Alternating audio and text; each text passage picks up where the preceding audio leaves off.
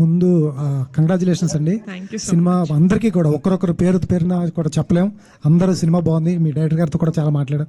Cinema చాలా బాగుంది. అయితే ఫస్ట్ ఆఫ్ ఆల్ కథ చెప్పినప్పుడు ఏదైతే ఉందో మీరు ఇందాక నుంచి కాస్ట్ లేదు అని చెప్తూ వస్తున్నారు, షుగర్ కోటెడ్గా ఉందని చెప్తున్నారు. దానిలో 2 జాతి తక్కువ నా కొడుకు అని 3 సార్లు స్ట్రెస్ చేస్తూ మాట్లాడారు. అది కంపల్సరీ ఒక గోదావరి జిల్లాలో కాస్ట్ చాలా కీన్గా అబ్జర్వ్ చేస్తారు. ప్రత్యేకించి ఈ మధ్యకాలంలో అమలాపురంలో జరిగిన ఆ ఇష్యూస్ కూడా అది తీసుకున్నప్పుడు ఏమాత్రం తప్పినా, బ్యాలెన్స్ తప్పినా కూడా సినిమా మీద విమర్శలు చాలా ఘోరంగా ఉండేవి. అదేమన్నా మీరేమన్నా అబ్జర్వ్ చేస్తారా స్టోరీ వినేటప్పుడు?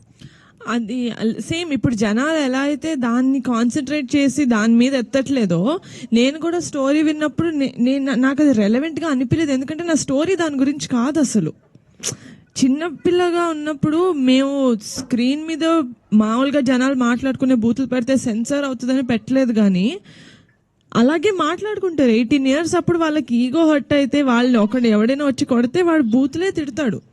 That does not mean he wants to tell. He wants వాడిని ఎలాగోలా హర్ట్ చేయాలి. నేను ఎలా హర్ట్ చేయాలి వాడిని, ఇలా అంటే వాడు హర్ట్ అవుతాడు. కాబట్టి which is very life like, అంటే that's something that happens every day. మనం చూసే లైఫ్లో it happens every day. So అలా నేను కథ వినిన తర్వాత నాకు అది రెలవెంట్గా అనిపించలేదు. ఎందుకంటే నా సినిమా అసలు దాని గురించి కాదు. బయటకు వచ్చిన చాలా మంది మీరు అనుకోకూడదు, ఉండవచ్చు. వీటి ఆడియన్స్ అలా తీసుకోరు. ఆ కమ్యూనిటీ వాళ్ళు అలా తీసుకోకపోయి ఉంటే గొడవలు అయ్యాయా కదా?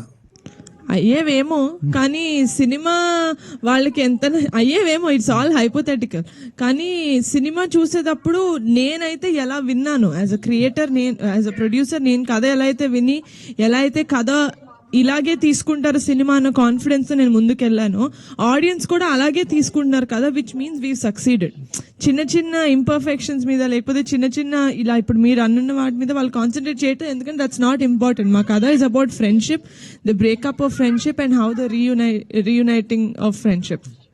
సార్ వంశీ గారు, సార్ ఎక్కడ